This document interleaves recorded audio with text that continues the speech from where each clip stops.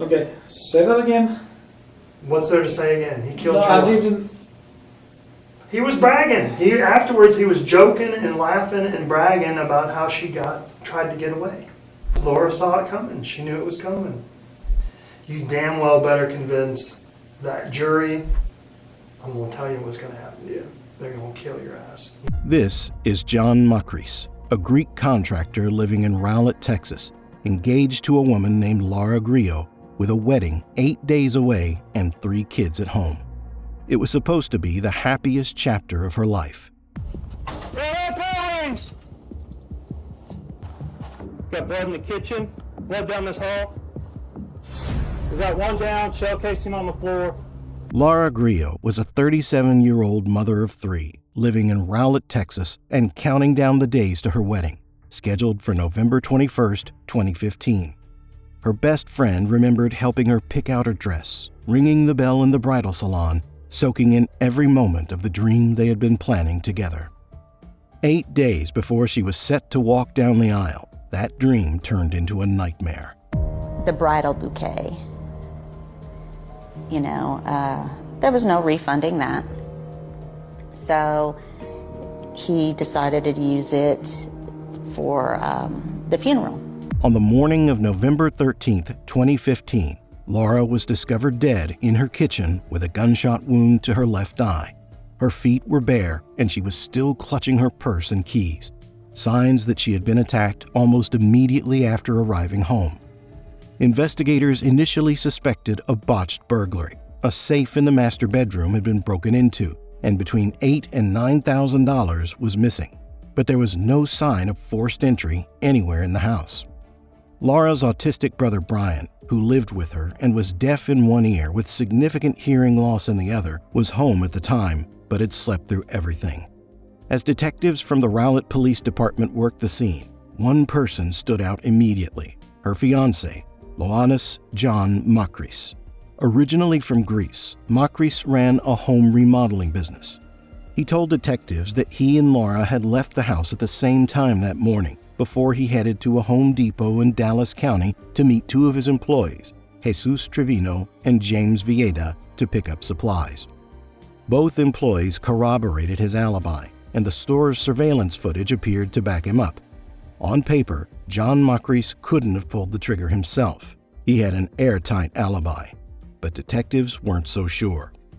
When speaking with Makris, detectives noted that he didn't seem overly upset.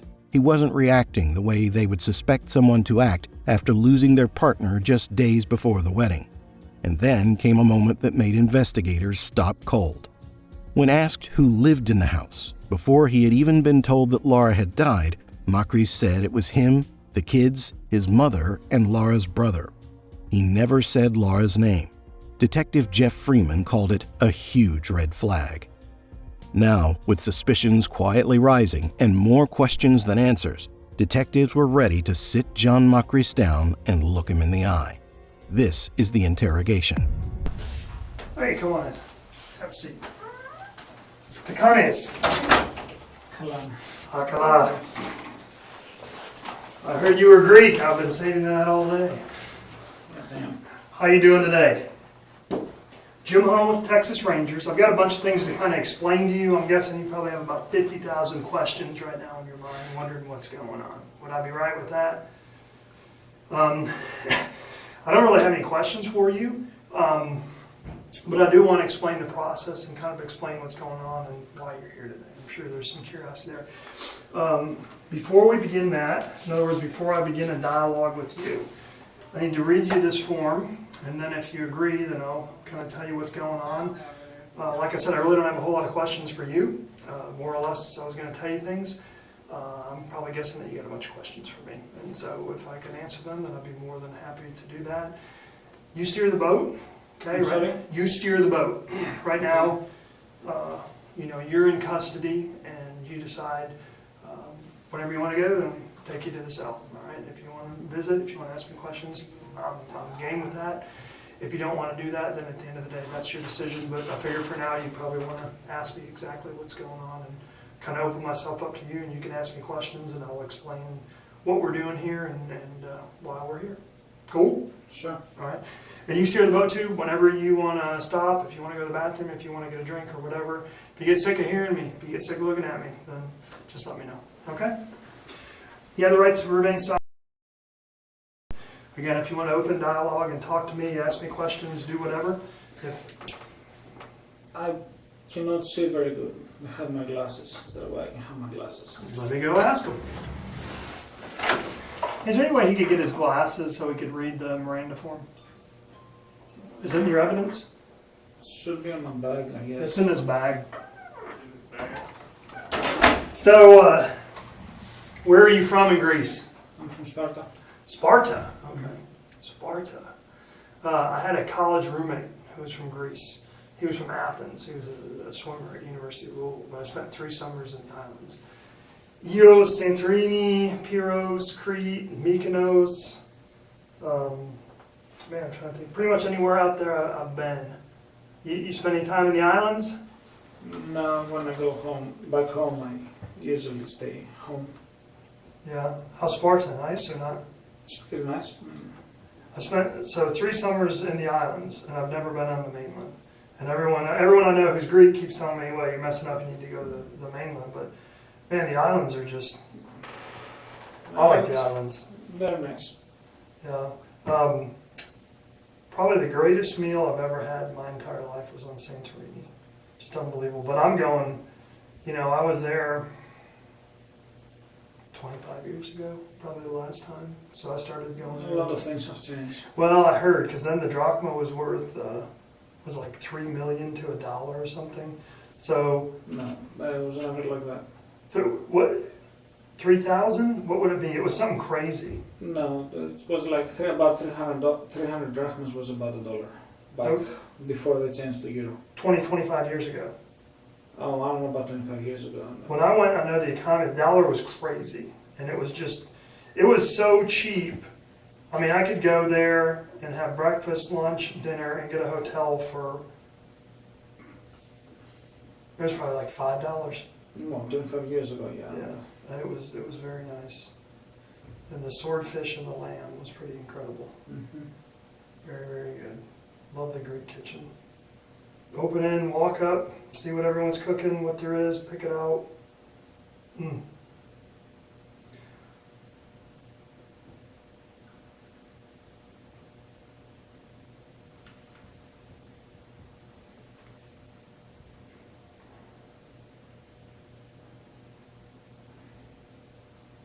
Did you cut yourself? No, I was bleeding earlier. I'm just trying to stop it now. It's oozing. And ouzo. It's just good. Depends on how much of it you drink. It can be very bad too. Oh, no, there's no glasses in the bag. Okay, thank you. You want me to read it real slow to you, or are you far-sighted, nearsighted, or what? I got astigmatism, so basically everything is really blurry.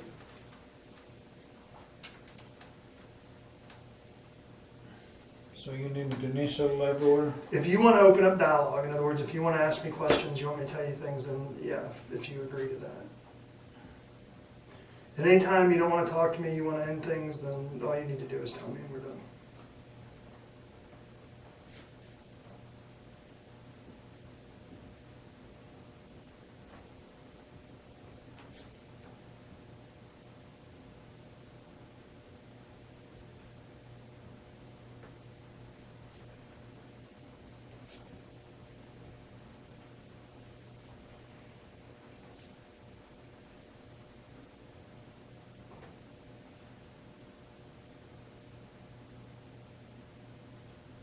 Can I understand where it says I voluntarily waive the rights set out in these documents? What does this mean? Let me read that whole line to you, and then I'm not really supposed to explain it, but I know you might have some English issues. is not my first Sure, language, so yeah, sometimes when I say something, I might not use the right word for. Okay. So prior to and during the making of any statement, you knowingly, intelligently, and voluntarily waive the rights set out in this document. Okay?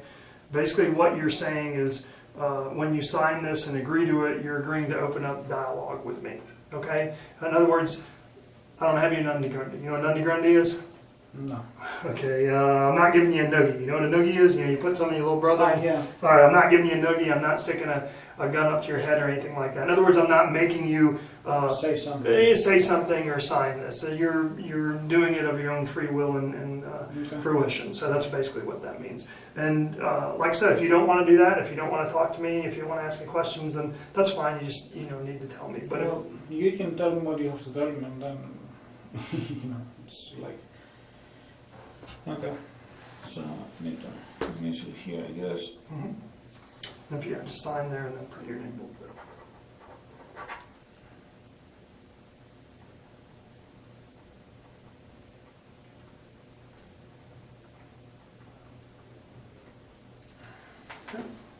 Do you name it? Yeah, you can put it. Go ahead. They can't find your glasses, but they didn't take your watch. They're supposed to take your watch. Oh, I don't want it. Oops. Okay.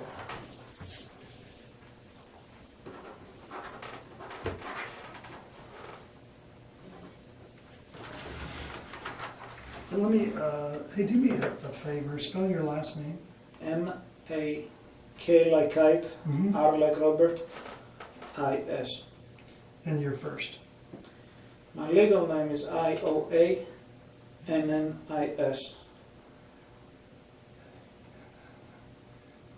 I go by John though.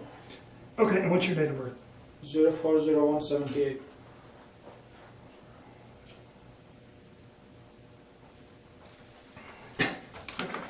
And I'm kind of a stickler on things, so let me go through again.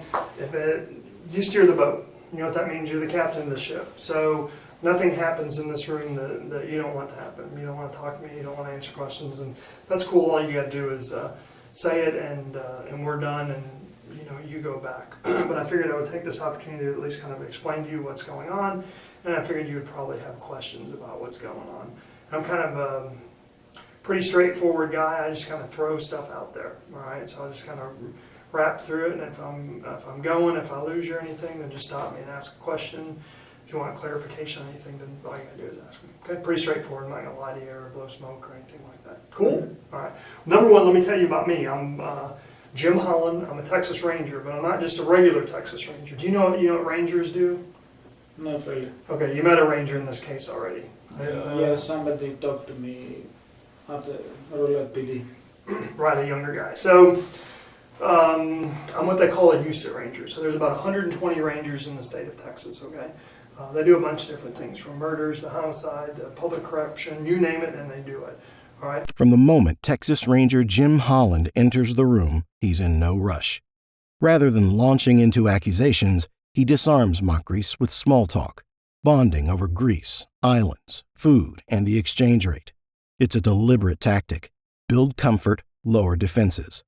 Holland frames everything as Makris' choice, repeatedly telling him he steers the boat. It sounds like courtesy. It's actually control. And Makris, seemingly relaxed, doesn't yet realize the trap that is already being set. Things from murders to homicide to public corruption, you name it, and they do it. All right? There's 8 guys called USIT Rangers. Okay? What? USIT, U-C-I-T. Okay. Unsolved Crime Investigative Team. So of all the 120 Rangers, if you get picked to be one of these 8 dudes, then you must be pretty good. No one who's young ever gets picked. No one who's bad ever gets picked. Only people that are exemplary in what they do and have a lot of success. So I'm fortunate, I guess, or unfortunate, depending on how you look at it, because I get a bunch more work to do that, which means I've been a Ranger for a really long time. I've been doing this stuff for about 23, 24 years, and I'm pretty good at what I'm doing. I'm really good at what I'm doing, or I wouldn't be doing this. When my phone rings, it's usually the governor. And if it's not the governor, it's the director of the Texas DPS or the chief of the Rangers. And they call me for special assignments, and I go all over. I go all over the world. I've been to Turkey. I haven't been to Greece on business, but I've been to Turkey on business. But I travel all over the U.S., and I do, I guess, special cases. I don't work just regular murders. I don't do anything like that. All I work is murders, but primarily what I work is serial murders, interestingly enough. And then I work cases that haven't been solved or can't be solved. And I don't even work normal ones of those, I work high profile ones. So normally I get a phone call. In this case, I got a phone call from the governor. And the reason that the governor called was Laura's mother was calling, writing emails, and other family members were calling and writing emails wanting to know, why hasn't this murder been solved? So after X number of emails and phone calls and, well, I'll be honest with you, news coverage, because obviously politicians care about the news and the governor cares about the news. I get a phone call. He says, "Jim, I need you to go up to Dallas." I said, "Sir, go solve this." Righto. And basically what I do is I come up here and I take over. I take it and I look at it and I tear through it and I solve it. And in my job, there's no excuses for not having results. In other words, at the end of the day, I make arrests, I solve crimes, I get convictions. If I don't do that, then I don't get to keep my job. So I'm really good at what I do. And when I get told to do it, it's usually a pretty short time frame. I don't take months or years to do things. I come up here and I work for a week straight through. And everyone kisses my ass. They do what I want them to do or what I tell them to do because they know that I'm here to solve this and they know that I'm working for the governor. So everyone bends over backwards. So a lot of times I look at cases and I look for forensic evidence. And the neat thing about me is if I find something that needs to be tested for DNA or fingerprints or whatever. Oh, we're good. We're good. Unless you want them still. I mean, it's easier to. Oh yeah, never mind. We need them. Oh, is this a lens cleaner? Doggone. Check that out. Tell me they're not taking care of you.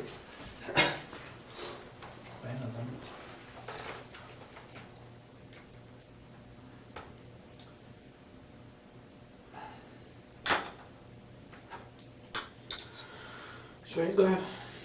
So basically I go back and look at forensics, look at evidence, and the things that would take 6 months or a year to review and get results on takes me an hour or two. And the forensics, whether it's cell phones or towers or the latest and greatest gizmos and gadgets in the electronic field that other people don't have at their access, I have. And I can have engineers and computer specialists and phone experts and all these different things, mapping people, do what I need done, usually in a matter of hours. Sometimes if it's complicated, a day or two. So I have everything that anyone could ever want at their disposal, and I'm told to go up there and go solve the case. So in this case, that's basically what I did. And I want to explain to you, if you want me to, how I got here. Sure. There's a couple problems. What do you mean there's a couple problems? Let me explain them to you. So, you know James Valeda, right? Nothing his, yes. I do not really have any less with him. Okay, and you know Mr. Trevino there, right? Yes, with him I know him several years. And you know those guys have obviously been sitting in jail here for a while. Yes. Okay, so I can kind of take a long time, or I can just cut to the chase and just lay shit out to you. Are you a pretty straightforward dude? I mean, you don't seem like an overly talkative guy. I mean, I don't know what to say. I mean, it's like, anyway, go ahead. Okay. Well, those two knuckleheads have been in jail for a long time, so let me kind of cut to the chase. So you can imagine why you're arrested. Okay? One of the reasons. Okay? I don't want to imagine. My imagination is bad. Okay. So Well, I'll get to that. Here's you, Mr. Just call me John. All right. Can I try it once? Sure. Makris? Makris is yeah. That's the Greek, man. 3 summers did something. So let me explain some issues that we have going on. So you got Jesus and James working for you, right? Pretty good dudes. You only know Jesus James for just a little bit of time, right? Correct. I know Jesus from before, and Jesus brought James because we needed to increase my crew there. Okay. Well, let me cut to the chase a little bit. Jesus is a dumbass, all right? Sometimes he is. No, he really is a dumbass, okay? At the end of the day, you shouldn't hire a dumbass to do a job because he's going to screw it up, all right? And if he doesn't screw it up, he's going to talk about it. And that's what happens with him. Now, at the end of the day, I think there's a bright light for you, and I'll kind of get there and explain that to you, okay? But this is the deal. A year ago, you know this chick?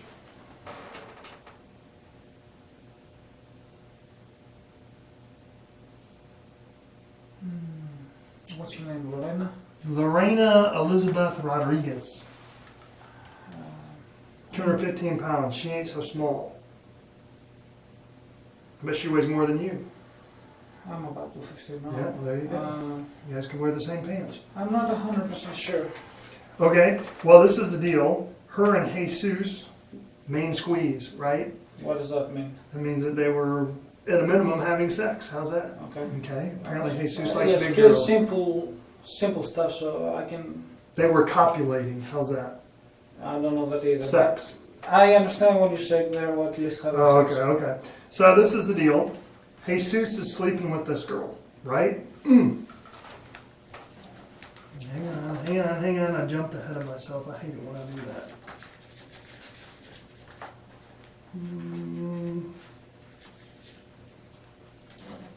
All right, forget about her for a second. Okay. Do you know her?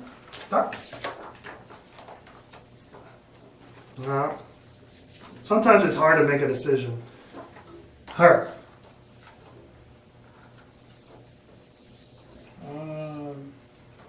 What's your name? I cannot really see your face.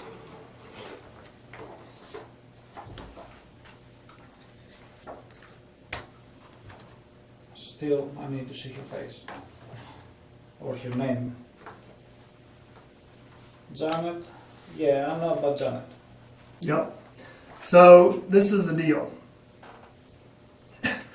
When this murder goes down, Laura, your wife, fiance, sorry. Wow. A couple months later, Janet is getting interviewed and questioned and everything like that, and she comes forward. Actually, they approach her after they find this on a webpage. And this is her with a gun, which is a .40 caliber Springfield XD. Bullet that killed your wife was a .40 caliber weapon. Okay. This is Jesus's apartment, or where he was staying with the SpongeBob stuff. We went back and took some pictures. So she's kind of hanging out there with the stuff on the internet. So I'll give them their kudos when they deserve it. They go when they find her, and I have since gone back and interviewed her and spoken with her. And 6 months ago, 6 months before your wife was murdered, she claims, all right, I'm going to throw that as a claim. She comes forward and says that she was talking to Jesus, and that Jesus says that you offered to pay him money to kill Laura. And I think it was 4,000 or 9,000. The number amount is all over, from 9 to 15,000 or something. But she says this, and she says that Jesus not only told her that you hired him to kill your wife because you didn't want to get married and you wanted custody of the children. That's what she says. Come on, she's just some kind of gangbanger chick, right? Look at her. Do we believe this shit? You think she's credible? Oh, come on. You wouldn't listen to that, would you? So when I hear that this girl says that Jesus told her that he'd been hired by you to kill your wife, and was going to be paid X amount of dollars, I mean, I thought that was kind of bullshit. And then they show me these pictures. I'm like, all right. So you know what? I'm going to fly to Colorado, and I'm going to go interview her myself. And then I'm going to give her a polygraph. And you know what? She told me, and I believed her. And she passed the polygraph. But, look at her. Would you? So what? Right? Hold on. Now Holland shifts gears, and the pressure begins. He methodically establishes his credentials, making clear to Makris that he isn't dealing with a local detective. He's dealing with someone called in by the governor. Then, almost casually, he drops the bombshell. A witness who claims Makris paid to have Laura killed. But Holland's masterstroke is what comes next. He appears to doubt the witness himself, almost inviting Makris to relax. It's a classic false alliance. The real interrogation has begun. But, look at her. Would you? So what? Right? Hold on. Backtrack. Mm-hmm. You said, say to me again, what did you say? You know what did she told me? I didn't understand what you just said. So I didn't believe this. I thought, well, she's probably not credible. So I went to Colorado and I interviewed her, and I'm an expert, right? I'm supposed to be one of the best, right? Okay. 100% solvency rate in every homicide that I've ever investigated. 100%. That's why I've got the job that I have, right? I understand. So I sit down and I interview her. And there's no indications of deception. She's telling the truth. There's no indication for what? No indications of deception. She is Deception. Okay. She's not lying. She's telling the truth. I'm convinced of that, just in case I give her a polygraph. And she passes that. Okay. When you say she passes that, what do you mean? I'm not. I mean, she was asked those questions when she was hooked up to a machine, and she gave the same answers, and the polygraph showed that she was telling the truth. Now, I don't really give a shit what the polygraph says, other than the fact it's just something else to prove up, right? Shows that she's being credible. Maybe people think I'm an idiot and I don't know what I'm doing. They don't really think that, but sometimes I like to imagine that, right? All right, so, but you wouldn't think much about that, about this girl jumping out there, and maybe Jesus runs his mouth or something. Well, but I it's, know that she had issues with him, and yeah, it's not credible, right? I mean, you wouldn't buy that shit, would you? as I said, I wouldn't buy it. Doesn't mean anything, right? So then, we go back.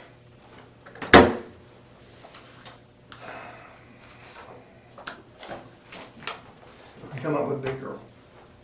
So get this shit. I'm trying to. A year ago, she calls. It's not Dallas Police Department. Well, let me go back to that. We interview her. She steps forward and she says that a year ago,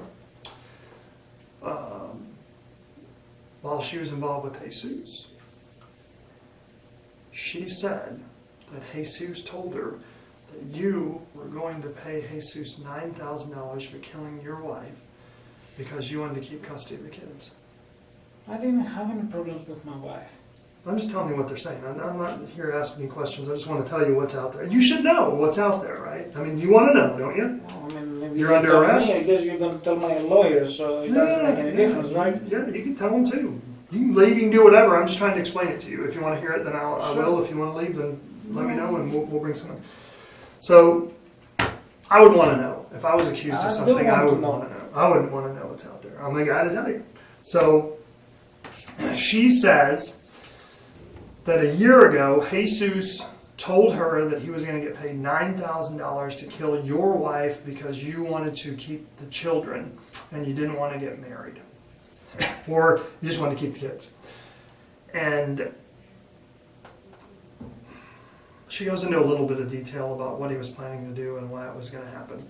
But, so you got another chick, right? She's probably some gangbanger. She's dating Jesus, right? You think she's credible?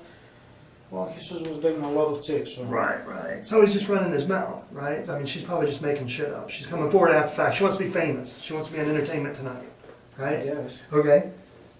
Kind of maybe. But the problem is she says, no, I'm not making this up. And no, I believed it. And yes, it happened. And I'm so sure of this that I called up the Dallas Police Department. And I talked to a detective and I gave him all the information. When? A year before the murder. Bullshit. No, I did. I called him. I told him every single thing. I told him what I knew. I gave him John's name. I gave him the wife's name. I gave him all of Jesus' information, what he drives, about the gun, everything. I told him everything.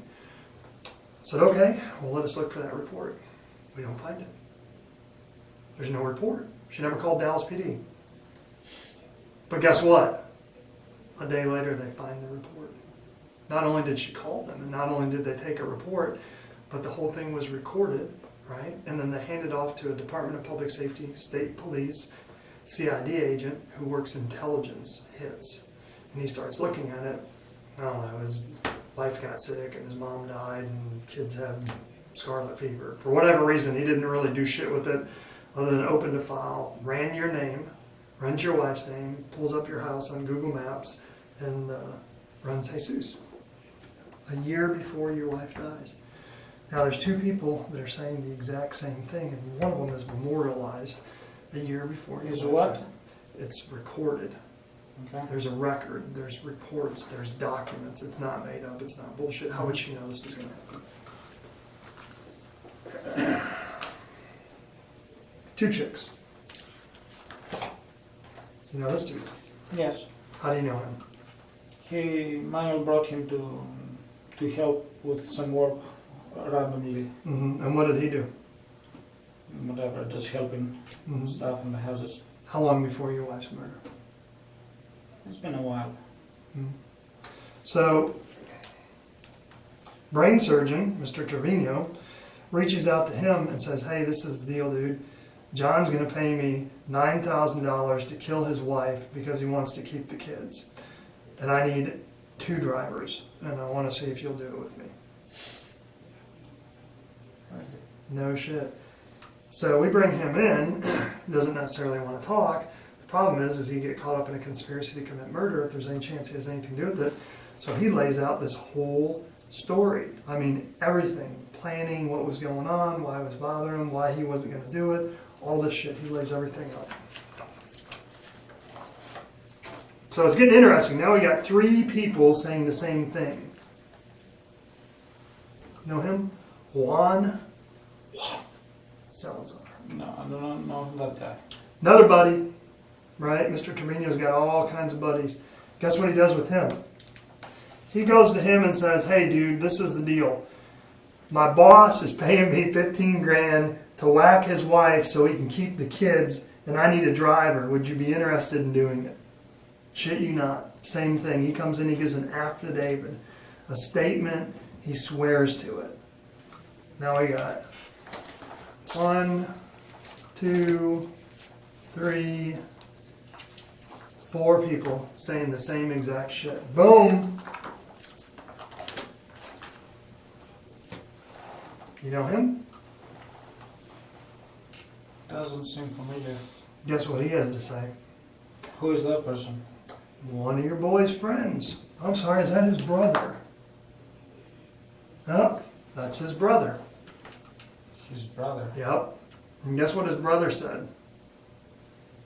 Which brother? His brother.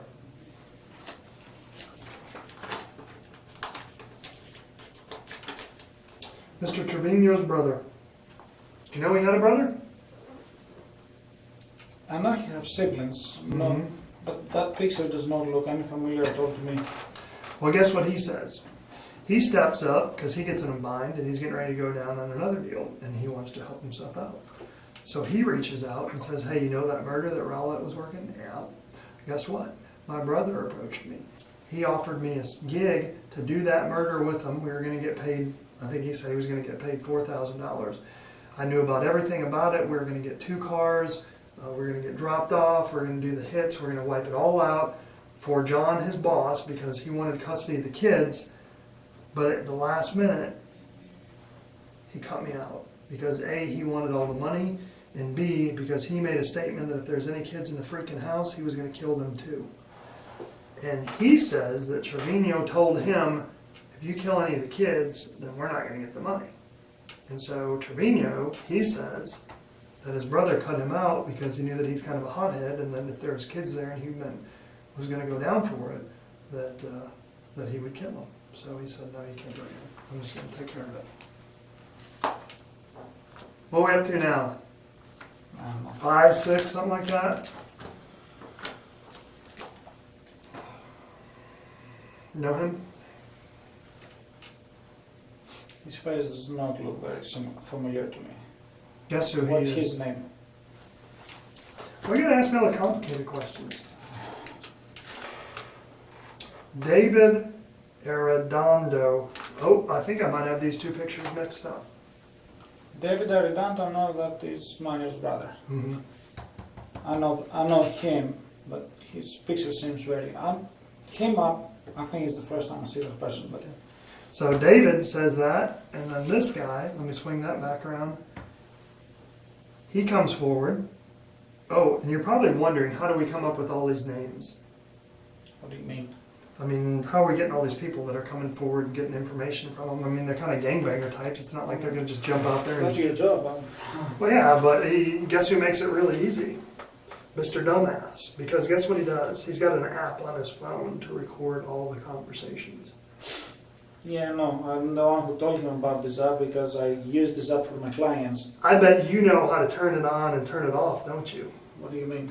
I mean that every phone call you make, do you record it or just the ones that you want to? It's recorded in all of them, and just when I finish usually my conversation, I just delete it. Mm-hmm. Do you think he does that, or do you think he backs it up to the cloud? What would you think? You know, I think he's a dumbass. I would You say already know the answer. He backs it up to the cloud. So Holland methodically layers witness after witness. 1, 2, 3, 4, 5 people all telling the same story. Each name lands like a brick.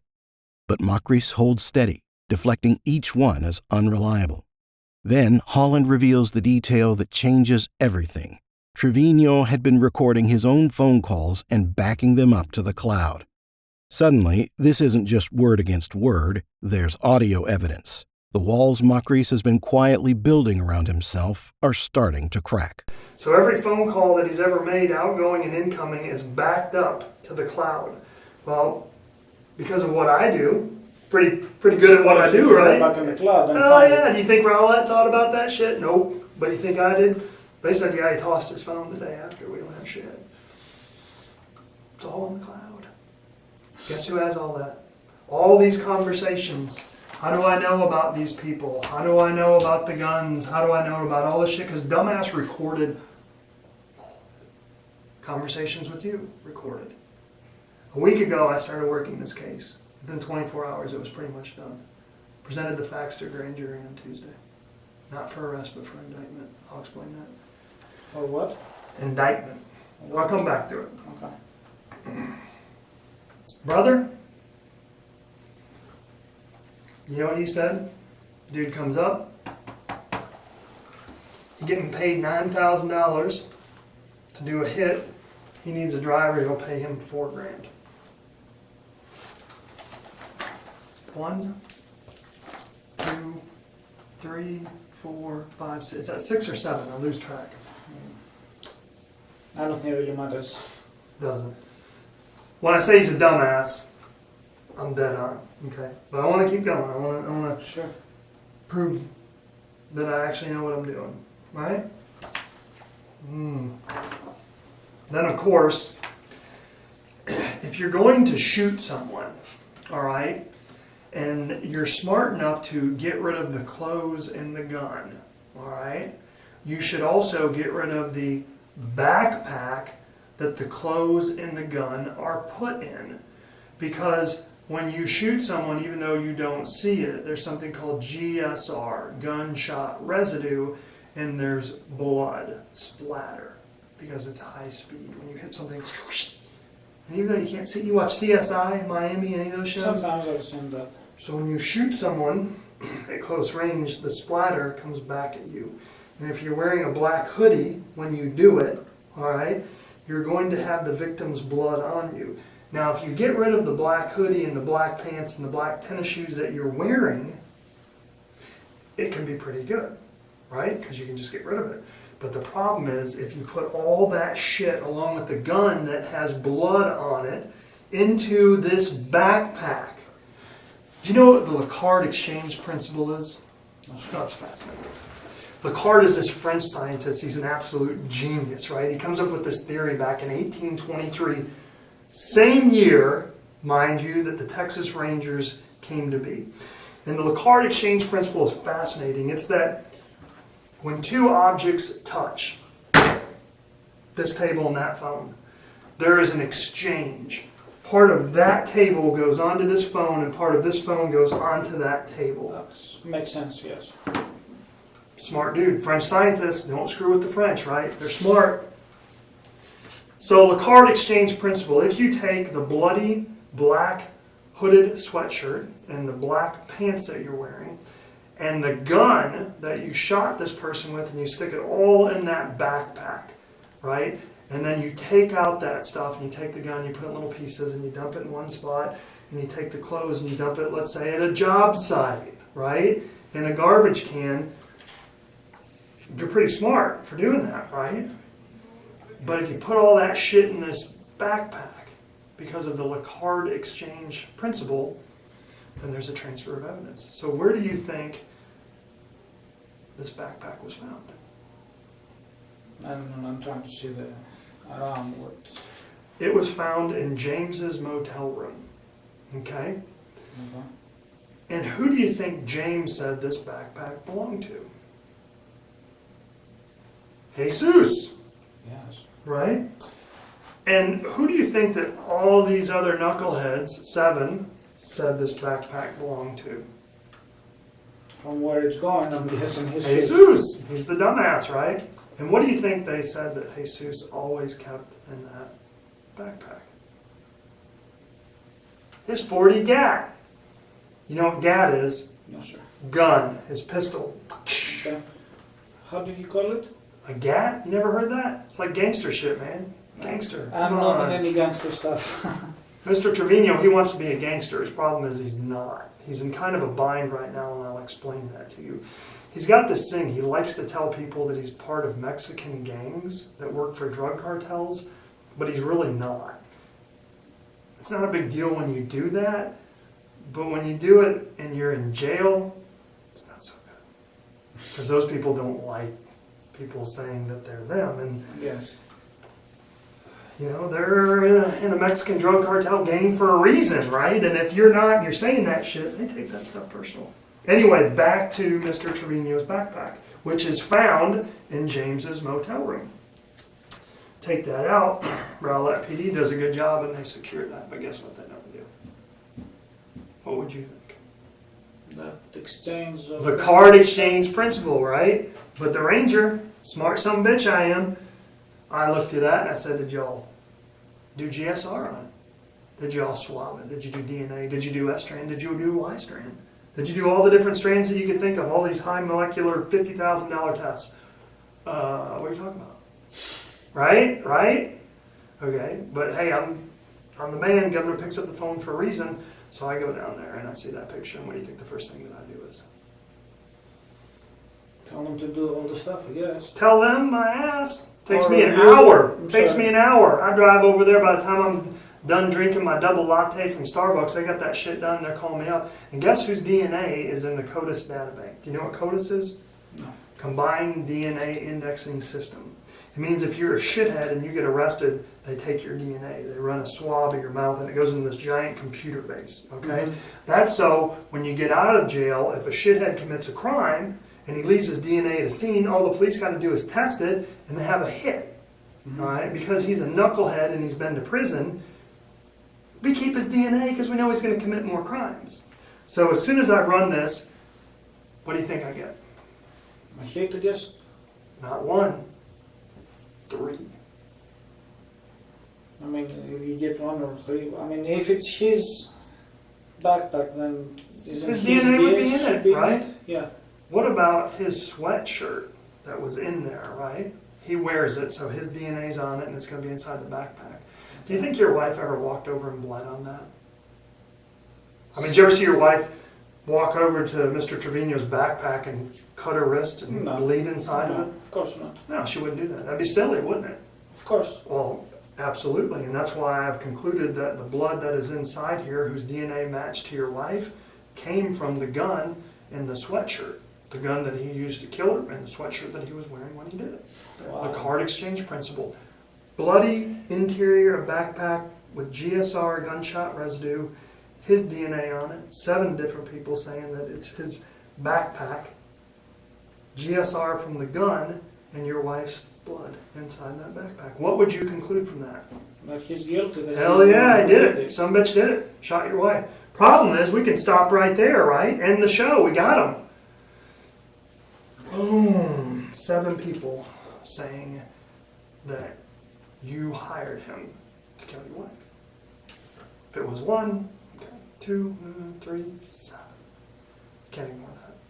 But there's more people involved. There's got to be more people involved. This backpack, right? the stories.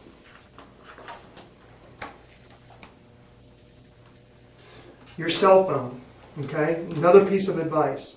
If you're going to tell someone to go kill someone else, all right, tell them to turn off their cell phone and wrap it in aluminum foil. No shit, right?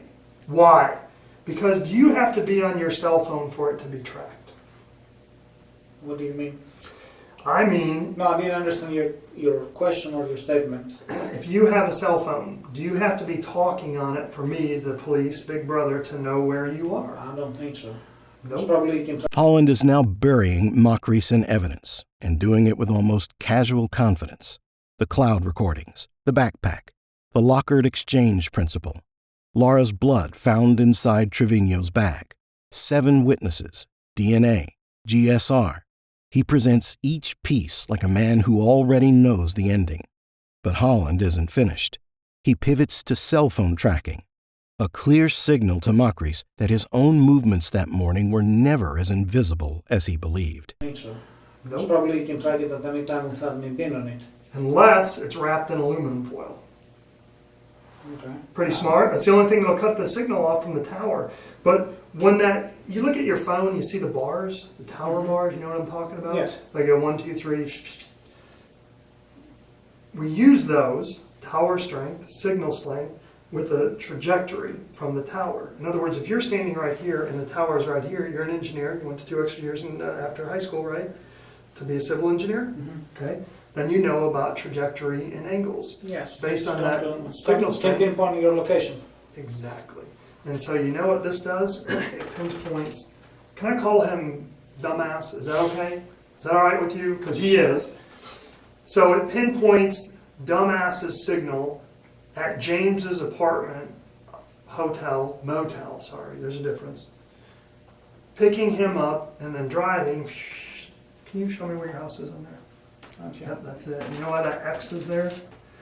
Because it picks him up driving to your house, and at really pretty much the exact time that we feel like your wife was murdered, within 1.5 to 3 minutes of her getting home, because he just barely beat her there.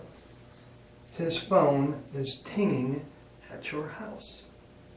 And then his phone goes all the way back towards, where's this? Oh, right here.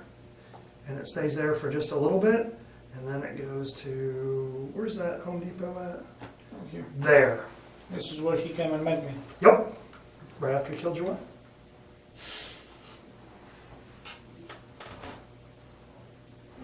So, if I know that he's at James's motel, what do you think that makes me to believe about James? That he's an accomplice somehow. Bingo! James. What do you think about him? As I said, I didn't really have any relationship or anything with him outside work. Let me tell you about him. Okay? I heard that he was a sex offender after the fact. I didn't know all the stuff.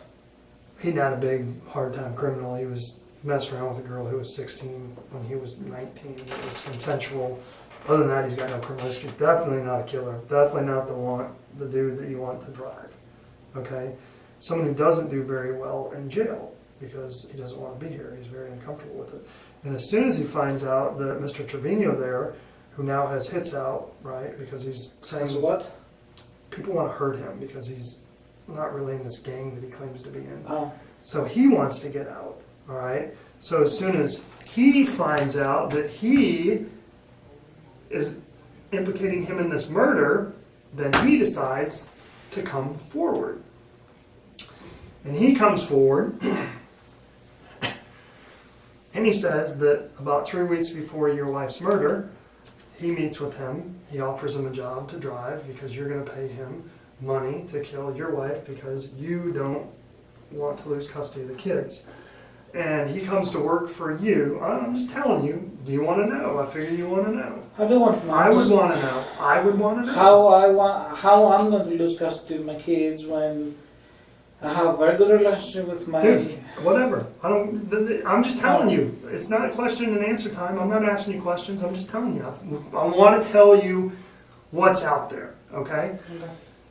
So as soon as he finds out that he's given him up on this murder, he comes in and he sits down and he tells a whole story about how he approached him 3 weeks ago because you were going to pay him money to kill your wife so you could keep custody of the kids, and he's going to get paid $1,000 to be the driver. Then he goes into conversation about, oh, by the way, this was all, recorded and videoed and everything like that, and he gives an affidavit statement, and he's met with the district attorney and all that other stuff. So then he sits down and he gives a statement. And in that statement, he specifically talks about how he was part of a conversation between you and him talking about how this was going to go down. And how you three went into a room after the murder and discussed how everyone needed to shut up and keep quiet the day after the murder. But let's go forward a little bit. He also says that he was a big sissy and he wouldn't just do it. He kept dragging it out. He says that you got really, really mad about that and that you told Mr. Trevino that you need to get your shit together and knock it out because you haven't done anything to plan for the wedding. You haven't gotten a tuxedo, and now your mom's going to be coming, and he needs to get this shit done. Then he says, one-on-one, right, that while you guys were out at a dump, that you have a conversation with him, and you're talking about the murder, and is he really going to do it? And he says, no, I think he's a big sissy. And then you turn around and say, well, he was supposed to do another job for me, my ex-wife down in Georgia. Would you do a hit for $15,000? And he says, well, that's not really my deal. I don't really do that. Because he's not really a hitter. So someone who's going to do a murder shouldn't hire someone who is afraid of the sight of blood, right, to do it. And they shouldn't hire someone who's not really a shithead. He's not really a shithead. He's a pretty legitimate dude. He just has some issues, and he did something really, really stupid.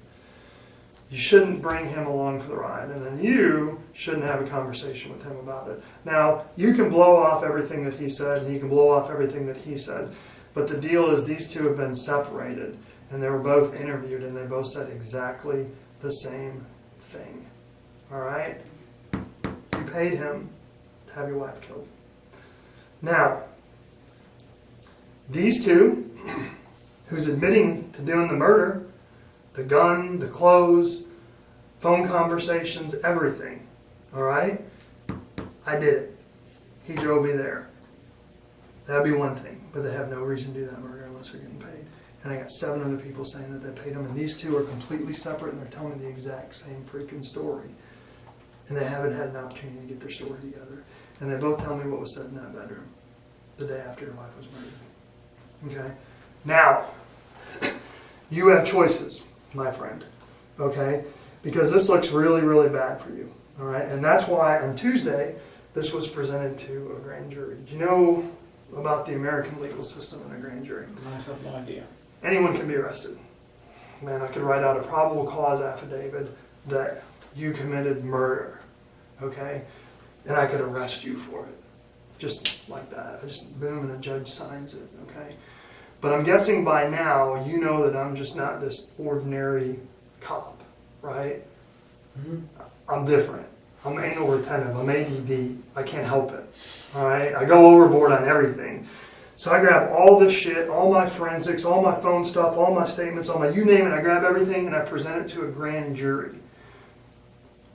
When a grand jury does an indictment, all right, that means that one of two things is going to happen. You're either going to go to trial or you're going to plead guilty. Okay? On Tuesday, this was presented to a grand jury, and Tuesday I found out that the grand jury indicted you and him for capital murder. This is coming today. Okay? That means that there's no probable cause statement. It means that the grand jury issues the warrant, which means there's evidence to move forward. And at this point, you're looking at a long time in prison or the death penalty. Okay? Now, why am I telling you all this? Because I think it's right that you know everything. Okay? I think that's important. But you have a choice to make. And I'm going to tell you what the positive is. What the what? Positive? The good? Okay. Okay. I don't like him. all right? And he's killed other people. I wouldn't like to know that at this point. Okay, well, he's killed other people. Okay. So in the United States, when you kill 3 or more people, do you know what you're called? A serial murderer. This wannabe has actually killed 2 other people. That means that he's killed 3 people total. All right? Which makes him a serial murderer. And a serial murderer needs to go to death row and die. He just never, ever needs to get out. Now, John, I know that you're kind of foreign to this country, and I know that I'm throwing a lot at you. But I'm going to give you an opportunity today. And it's really important that you understand this, because I don't want to lie to you, and I don't want you to misunderstand anything that I'm saying. Okay? I'm not the decision maker. I'm not the district attorney. I'm not the district judge. I'm not a grand jury. I'm none of those people. Okay, I'm a Texas Ranger. Now, granted, I'm one who answers phone calls from the governor, right? Holland now closes the net completely. Cell phone towers place Trevino at Laura's house at the exact moment of her murder. James Vieda's testimony puts Makris in the room the very next day, orchestrating a cover-up. Then the bombshell. A grand jury has already indicted him for capital murder. The death penalty is on the table. But Holland, ever the tactician, doesn't end on threat.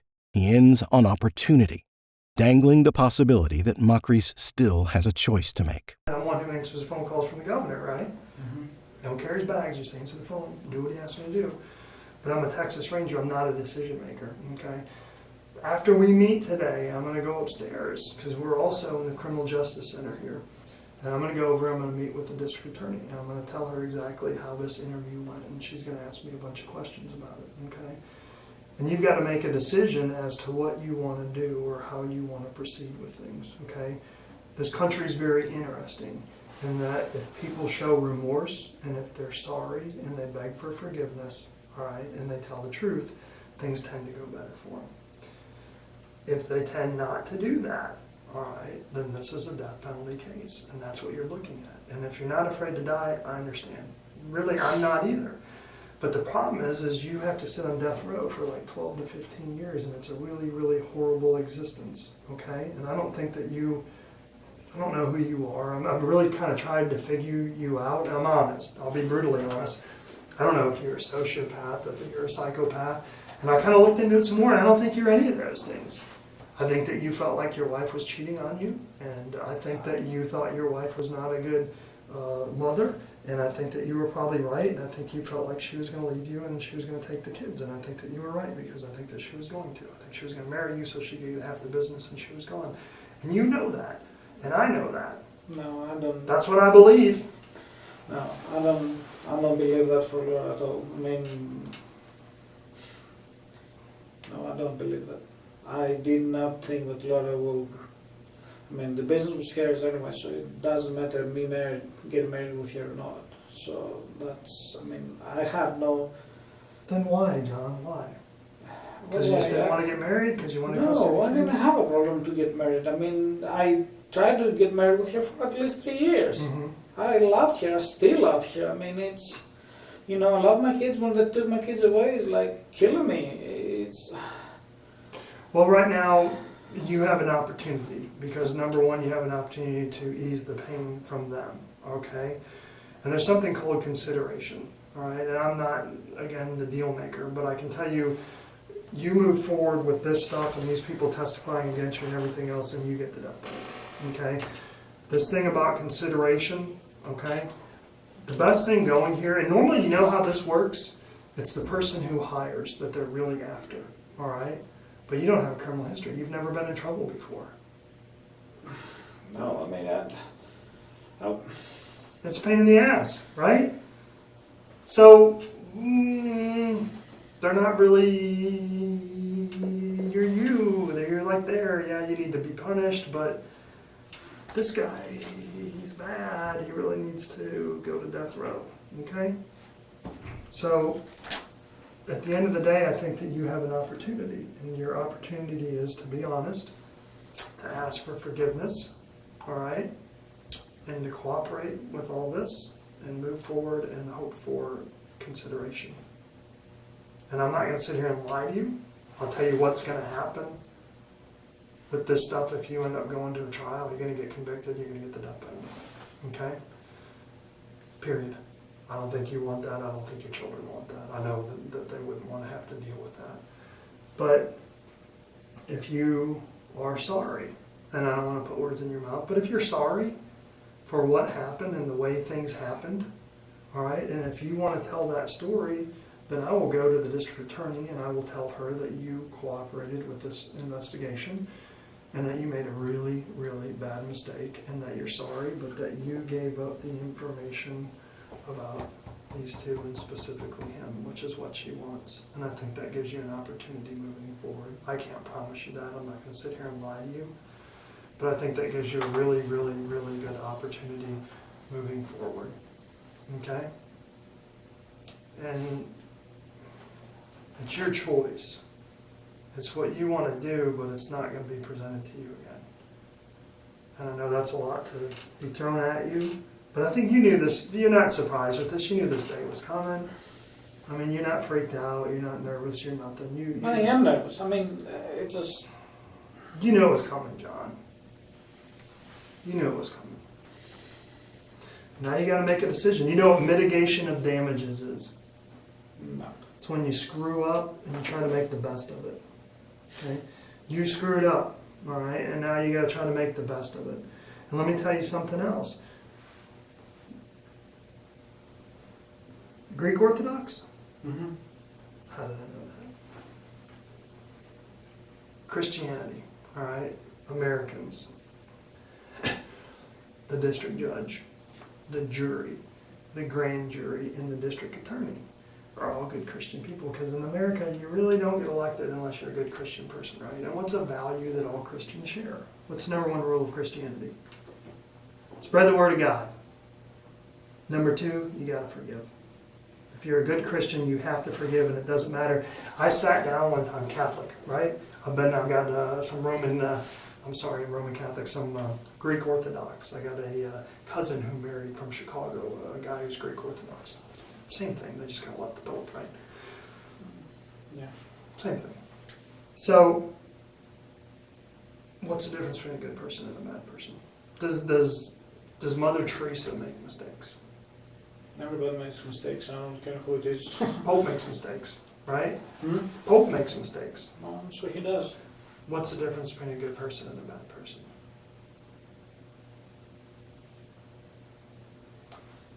A good person makes a mistake, and they say that they're sorry, and they ask for forgiveness and redemption, and they move on down the road.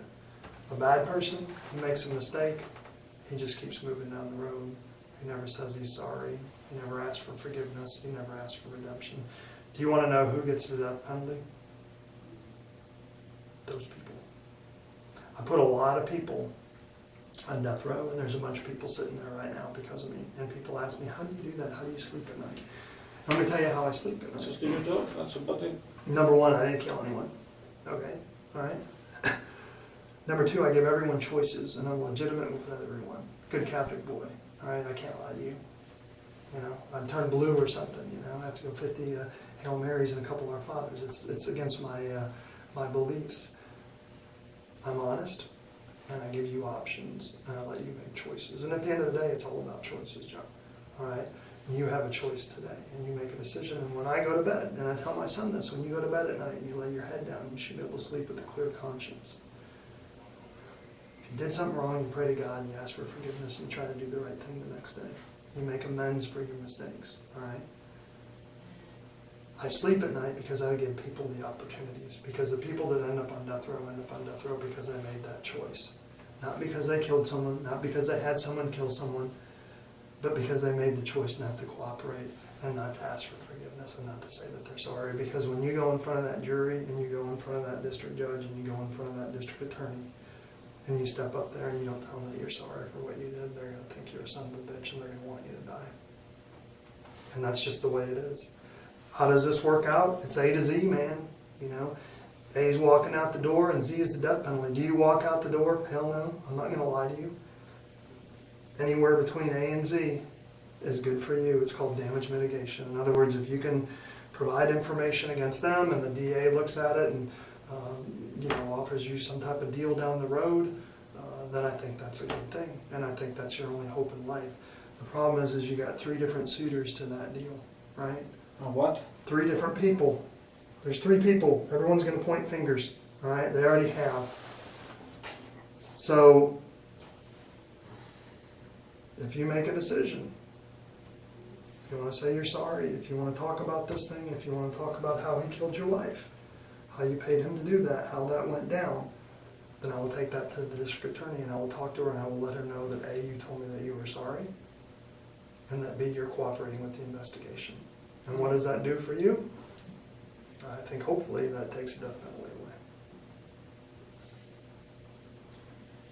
So can I talk to my attorney You can before? do anything you want. If you want your attorney right now, you can tell me, I want my attorney right now and I don't want to talk to you. But that's up to you. You control these things, okay? But I'm not going to come back and talk to you.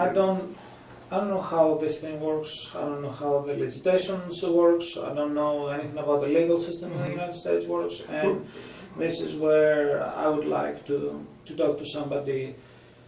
This is Holland's masterstroke, the full court press. Death penalty, forgiveness, Christianity, his children.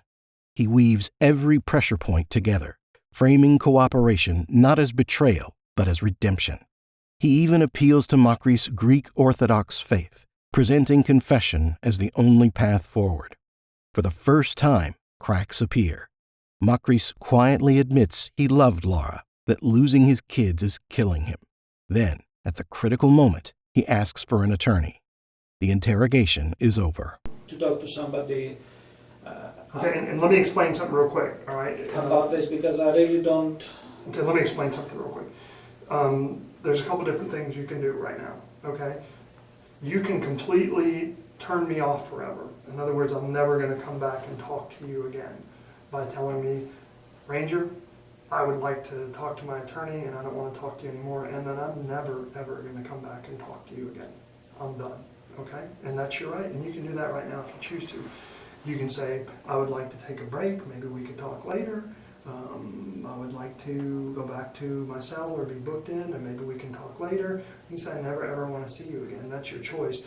But once you shut that door is shut forever. And I want you to make sure that you're aware of that, okay? Because the opportunity that's right here, and it's your choice. If you want your attorney, if you want to end it, then I walk out this door right now, and that's all you have to say, and it's done. And I think that, again, I think that I need to talk to the attorney, and because I'm like, okay, and then, tell him all the stuff that he told me, and, it's like, I'm not saying that, I don't know what.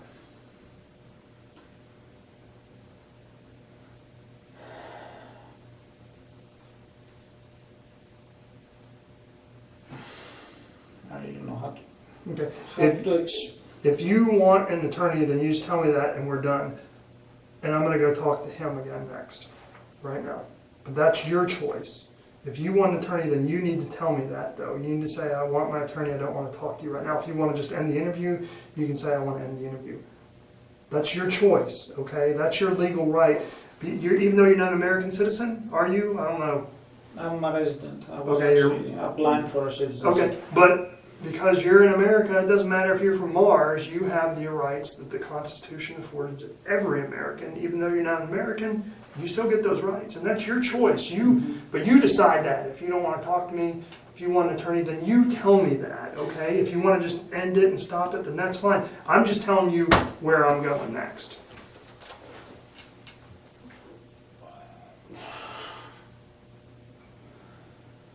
In other words, I'm not coming back. I'm going to go talk to him, and I'm going to take his statement, and then we'll just keep charging down the road. But that's your choice. So I cannot have a choice of speaking with the attorney and... You can have an attorney right now. Do you want an attorney? I mean, I want to talk to the attorney and then get back to you to... Okay, you want to end this interview right now? That's your choice. You just tell me that.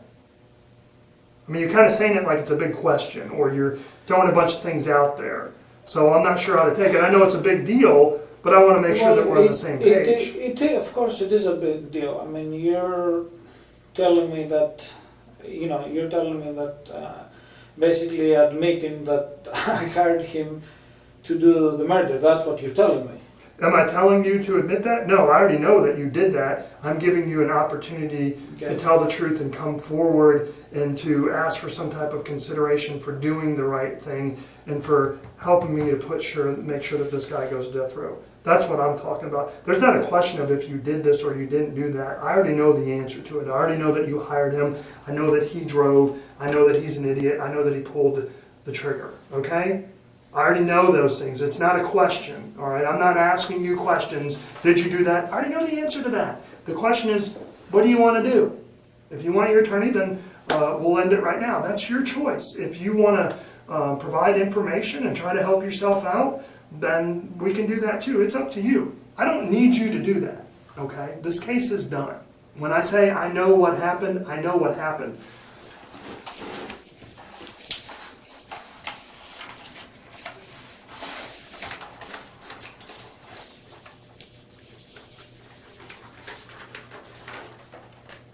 This is issued by the grand jury this morning. I'm sorry, it was issued by them Tuesday and issued by the clerk this morning. That is your indictment for capital murder. I'm sorry. That's your buddy's indictment for capital murder. That one's yours. It says your name on it. Okay? My case is done. I don't need anything from you. If you don't want to give me anything, if you don't want to talk about it, then that's fine. That's up to you. I don't care. Then I'm going to go have a little bit to eat because I'm kind of hungry and get a cup of coffee. All right. Well, I mean, but then I'm fine with that. All I'm doing is giving you an opportunity. I told you, to me, it comes down to laying my head on a pillow at night and going to sleep with a clear conscience. I'm giving you a choice, man. That's all I want to do.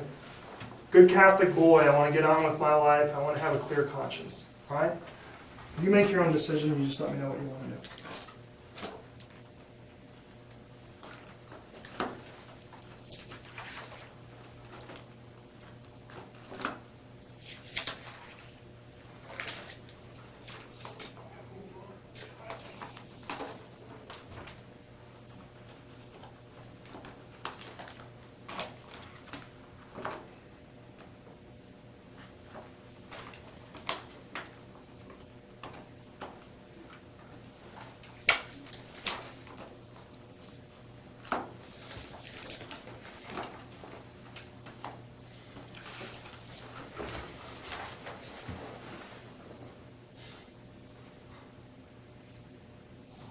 It's called an unequivocal invocation of your rights. What? Unequivocal invocation of your rights. And basically what that means is, I'll sit here all day with you if you want. I'll talk about pinball. I don't give a shit. It doesn't matter to me. All right? But the second you tell me that you want to end the interview, then we're done. The second you tell me that you want your attorney, then we're done. But you have to actually say that to me. If you want to come back later, if you want to try to reinitiate, that's fine. I mean, if you want to just end it, then just say end it. That's up to you. I'm not trying to force you to do anything, or you're not forced to do anything. But you say that, and that's the end of it. If you want to move forward and talk about this or leave that out there, then that's up to you as well. When I tell you that I don't need anything, I really don't need anything. This is an opportunity for you, okay? Because I can close this right now. You've already been indicted for capital murder. I've already shown a grand jury that there's enough evidence out there to prosecute you and to get a conviction, basically. Well, I believe that I've shown them that. They've found that I've shown them probable cause and worthy of indictment, which means there's enough to prosecute this case. All right? I don't need to do anything else. There's nothing for me to do.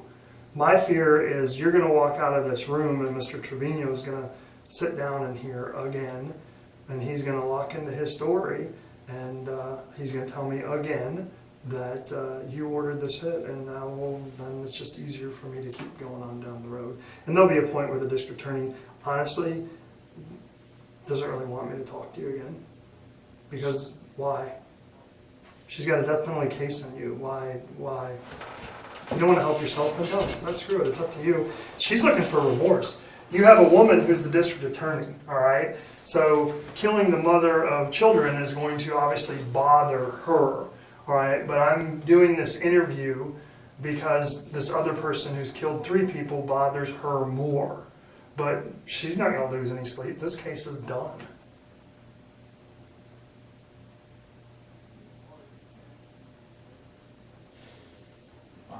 Yeah, that's what I'm saying. It's your choice, okay? I'll be honest with you. I sat down and I had the same conversation with James.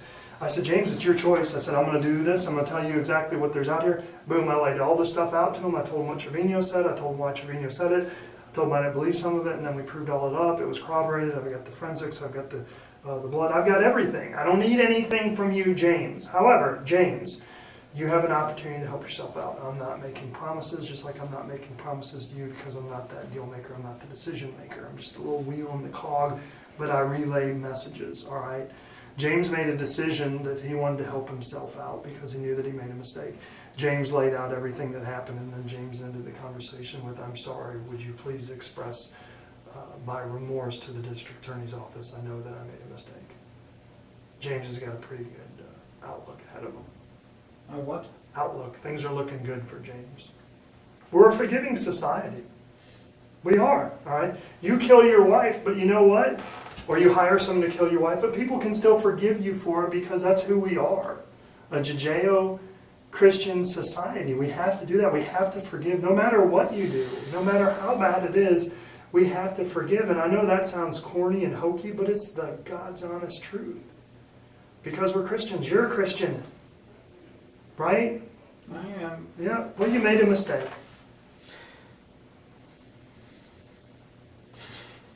You did. I mean, now it's damage control time, man. It's mitigation. If you don't give a shit and you want to go to death row, then go. Knock yourself out. I'm not going to lose any sleep over it. It's a bad deal. You know? I'm not going to feel sorry for you if they do that to you. But I didn't ask you to feel sorry for me. I'm not. It's not going to happen. But I'm going to give you an opportunity just like I give everyone because morally I feel like I have a compass that forces me to do that.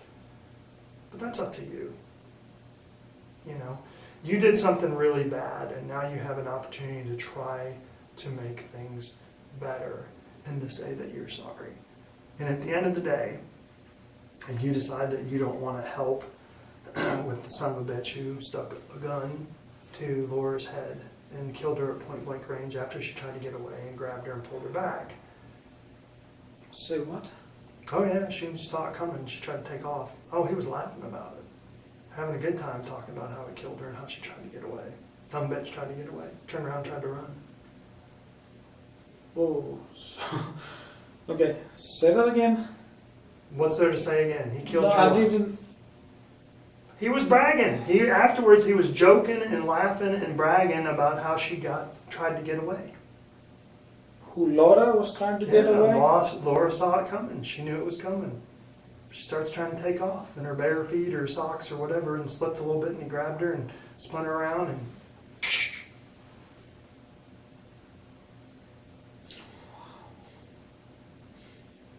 but you know, if you feel bad in any way, shape, or form for what happened, and do you? I don't know. You probably don't. And maybe it's not so important to you that you do, but I'm going to tell you something. You damn well better convince that jury, that district attorney, and that district judge that you feel some remorse and that you're sorry about this, because if you don't, I'm going to tell you what's going to happen to you. They're going to kill your ass. You're going to sit on death row for 12 years in a little 8x10 cell. And you're going to be absolutely miserable. And then they're going to kill your ass. And no one's going to think twice about it. What's the best case scenario in this?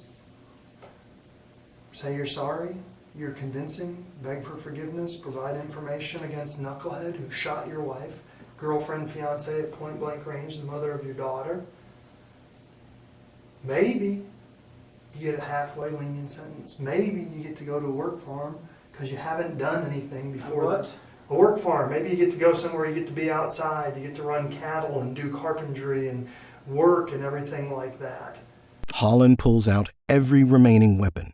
He physically shows Makris the indictment, making it undeniably real. Then he delivers the cruelest detail yet. Trevino had been laughing and bragging about how Laura tried to run, barefoot, before he grabbed her and pulled her back. It's a calculated gut punch, designed to provoke emotion and break Makris open. But Makris stays eerily composed, a stillness that, to investigators, would speak volumes at trial. And do carpentry and work and everything like that. It's a life. It's a lot better than being stuck behind bars. Maybe you get to go do that, and maybe they give you a halfway decent sentence. And in the state of Texas, you only have to serve about 50-60% of that sentence. So maybe you have an opportunity to actually see your daughter get married. You're not going to see her graduate kindergarten. You're not going to see her graduate 8th grade, but maybe you can see her graduate high school. Or maybe you can see her get married. Maybe you can hold her baby. Those are the things that you have to look forward to. But you know what? It's a hell of a lot better than nothing. And it's 12 years of misery. And then you're going to put them through that. And if you ever had an opportunity in your entire life to think about one thing other than yourself, this is a time. Because let me tell you something. The path to true redemption and righteousness is the recognition that it's about others. It's not about you, John. It's about others. And until you put other people in front of you in your life, you're never going to recognize it. And right now, you know what? I know you're laughing. You think this is bullshit because you don't have remorse. No, I'm not. But if you don't put your kids in front of you right now and recognize that, you're going to put them through that misery of 12 to 14 years of you sitting on death row, them knowing the day that you're going to die. Either way, I'm screwed. I'm not going to do anything with my kids. I mean, Hey, you have an opportunity to see your daughter get married. Might have an opportunity to see her graduate high school. Have an opportunity to hold your grandchild. Those are things that you have an opportunity to do. I'm not going to say it's going to happen, but there's definitely an opportunity for it out there. But what happens is determined right now by what you do in this room. And you walk out of this room, and you can do it anytime you want. I've already told you 20 different times I've admonished you. You can ask for an attorney. You can end this. You can do whatever you want. That's your decision, and I'm going to honor that. Okay? But if you want any opportunity in your life to see your children again and to live in a free world again, then it's laying in front of you, waiting for you to grab it. And if you don't, then don't waste my time.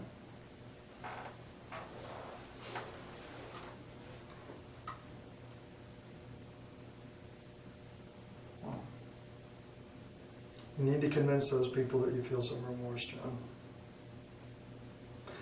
I don't get into the emotions of it because I'm a black and white guy. You're an engineer, kind of black and white, right? And I'm the same way. I go into a murder scene and I can see 10 bodies. It wouldn't faze me for a second because I block it out. I don't let emotion cloud what I'm doing because it throws my work off. And I want to do my work because I'm anal retentive and I boom, boom, boom, boom, boom. Okay? That's who I am. And I can block out the emotion of killing this lady, Laura, with children. And I look at it from a black and white standpoint. And to me, it's very black and white. You can tell us you're sorry and provide information and hope for the best, or you can tell me to go pound sand and you can go off to Huntsville and they're going to stick a needle in your arm in 12 to 14 years and you're going to die. You have an opportunity, damage mitigation. You know what it is? Damage control. yeah, but how do I do damage control?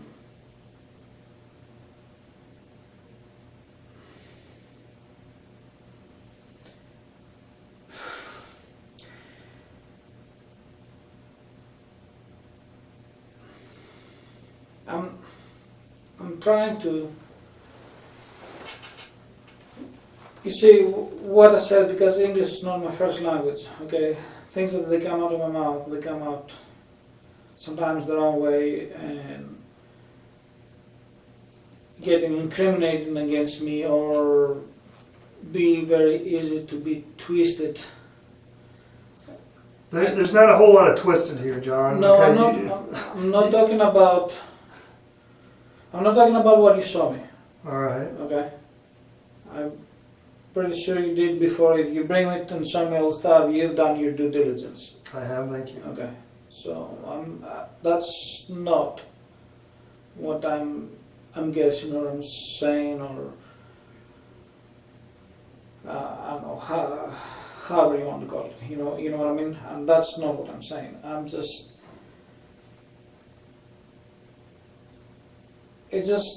trying to think if I say something to come out the way that I actually mean it, then Say this. I'm sorry. Oh, I am sorry that my wife was killed. I cry so many times. I'm sorry that my kids are not with me. I'm sorry that my kids, they have to be gone to their biological dads, that they did not know them, they did not have any relationship with them. One of them was abusive towards Laura and stuff. The other one was a drug addict and alcoholic. I am sorry that my kids have to be there. I'm sorry that Maria does not have her mom. I mean, my biological mom. You know what it sounds like, John? It sounds like an argument that you discuss, all right, when they're offering you your deal or when you're going up for sentencing, and it sounds like a mitigation of damages to me.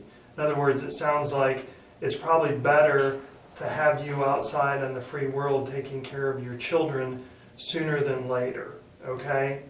Yeah, but how do I know that I'm going to be out there on the free world? And I'm not the guy to guarantee it, okay? I can only tell you what it begins with. I'm going to tell you that there's zero opportunity if I walk out of this room, all right? There's zero opportunity. You're going to go down to Huntsville. They're going to kill your ass, okay? I can guarantee you that. What is that? What do you mean? The death penalty. You're going to go to the death row down in Huntsville, all right? You see it. Come on. You're not arguing with it. You're not even denying it, John. You're sitting there kind of nodding your head. I mean, yeah. It's a done deal. We're past it. We're past it. It's done. It's about the decision that you want to make, John.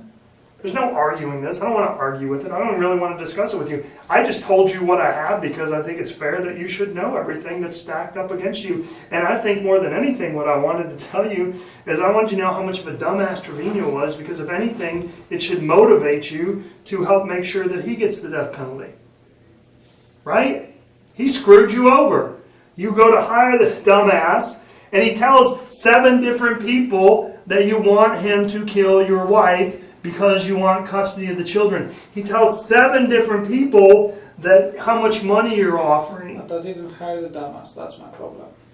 Do what? I did not hire the dumbass. I did not pay him any money. That's my problem. I had discussed back on the past that, that I had problems with Laura, but then afterwards, especially once he said yes to the wedding and yes to all this stuff. So you're saying that you told him in the past to kill her and then he changed your mind and No, still did it? I didn't. Because if you did, hey, that's mitigation of circumstances there. If you arranged for him to kill her and then you changed your mind and said don't do it, but he still wanted the money so he did it, then that's something that needs to come out, John, because that's not what they're giving me. I didn't. If you tried to stop it and you couldn't, if you changed your mind at the end and tried to stop it, then that's a mitigation, John. But you have to say that. I can't say that. If you had a bad day and were running your mouth about, man, I want you to kill my wife for 15 grand, and you kind of played with it back and forth, but you weren't real serious, and you had another bad day and you brought it up again, and you went and did it, right? But you changed your mind or you didn't really want it to happen, then that's a mitigation. But John, at some point, you offered him money to go kill your wife, and he told him the reason why, because he told all these people, and it's going back a year, and he didn't make this shit up. All right? If you changed your mind at the end, then you need to say that. Did you change your mind at the end, John? I did not want Laura killed. So you changed your mind. When did you change your mind? I mean, It's a mitigation, John. it's been a while. No, I didn't really want. I mean, sometimes I was getting angry or mad with her and stuff like that, but no, I mean, I did not want you killed. So you changed your mind. I did not want it. And there it is. Under relentless pressure, Makris finally cracks, just enough. He admits to past conversations about having Laura killed, quickly walking it back as angry venting. Holland pounces immediately, reframing it as mitigation, a lifeline Makris can grab if he claims he changed his mind. But Makris can't fully commit to either story. He's neither confessing nor denying. He's trapped in the middle, and Holland knows exactly what that silence means. I did not want it killed. You changed your mind at the end and it was too late? He's all coked up, he wants the money, so he's going to do it anyway? Well, I didn't have any money to give him. I mean, there was some money on the safe, so if you guys didn't find it, then I don't know. Did you change your mind, John? I do not want Laura killed. So you changed your mind? Because I know you ordered him or you asked him to do it and said you were going to pay for it because there's a year of this shit going back that shows that you did. If you changed your mind at the end, then rack through it and tell me how you changed your mind. No, that's not what him I have said to them. I mean, You had conversations in front of James. Knucklehead was recording a lot of the conversations. You were pretty careful about what you said on the phone, but you still said enough to... You know what his game plan was? Is he going to blackmail you afterwards, keep getting money from you. He says there's a tape. what do you mean? He says that he did a tape of one of the conversations so he could blackmail you later. Hadn't given it to us yet. I'm guessing he will. I don't want it.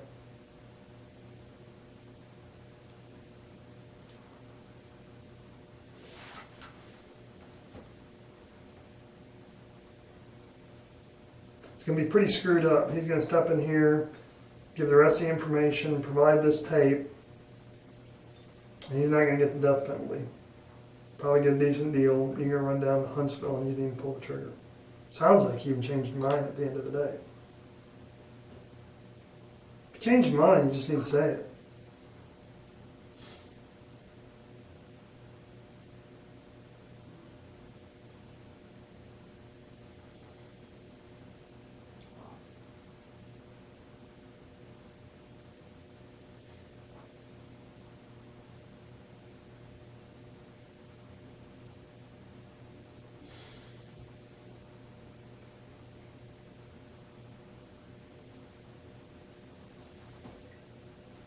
He wants a deal for the tape. So what? He wants a guarantee. He wants a deal for the tape. I don't ever have to get that tape. I'd be a lot happier to send his ass down to Huntsville.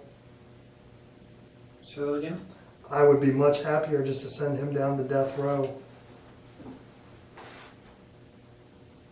You go wherever he wants. That's... Well, it's not where he wants. Oh. That's what I prefer for him. You made a mistake, John. You fucked up.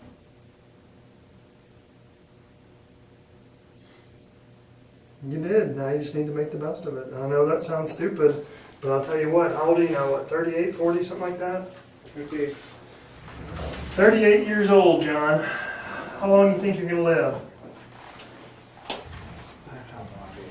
Average human being right now lives to 82 years old for a male. Mediterranean diet, hell, you might live to be 102 as a boy eating all that seafood and olive oil. Yeah. So the question is from 38 to, let's say, 88, right? How do you live the next 40 years of your life? You know what? 10, 15, 20 of them may really suck. But you haven't been arrested for anything before. You didn't even pull the trigger. You don't have a violent history. And you know what? You have a skill set that the state of Texas would love to use. Go to a prison farm, man. Go build shit. Build bridges. Fix tractors. Run cattle. Ride horses outside. You like to ride horses? Yeah. Like being a farm boy in Greece. Except you're riding horses instead of donkeys. Huh? True. I was riding donkeys too. My grandfather and my mom had donkeys. I mean, play your cards the right way and try to get this thing to work out as good as it can for you. And again, I'm not a guarantee. I've already explained that to you. But beg for forgiveness. Say that you're sorry. And help us get Mr. Trevino. It's a dog-eat-dog world, and it's either him or you. Well, I don't care about him. No, him is important to you, okay? Because if I go yank him out of his cell again to find out where that tape is, then it all comes down on you, right? Try to make this thing work out in your best behalf. Try to make it where you can see your daughter's graduation from college, from high school, first baby. I mean, those are the things to look forward to. I'm not going to lie to you and tell you you're getting out the door. You're not. They're going to put $1 million, probably $2 million bond in you. You're not going anywhere. You're going to sit in here until trial, and then you're going to get convicted, and then they're going to give you the death penalty. All right?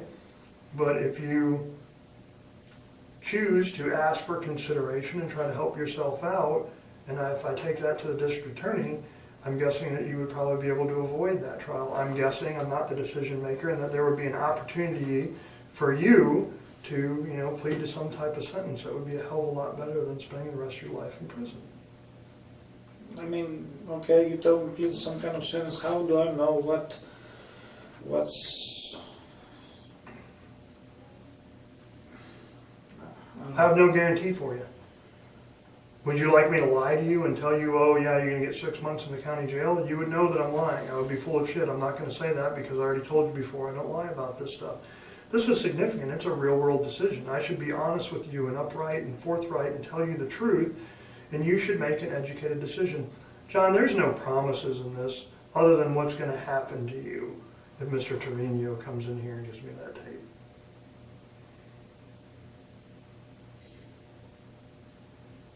Okay. Can I have some water or something to drink? What do you want, a bottle? I'm sure with that. Is there any way to get a bottle of water, if you could ask those guys? Thanks, sir.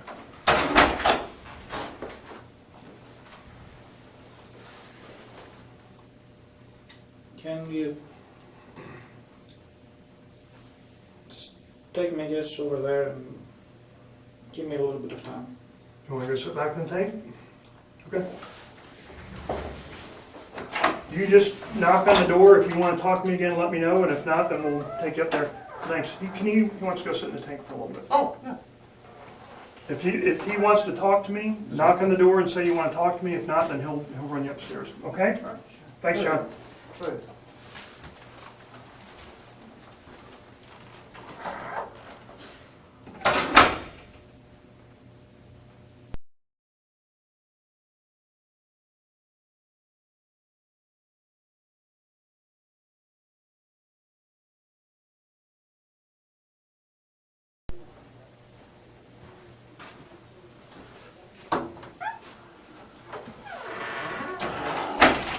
I didn't want Laura dead. I am sorry that Laura was killed. Okay, that's about it. We can take it if you want. There's way too many things that I don't know, and there's way too many arrangements, and I really have.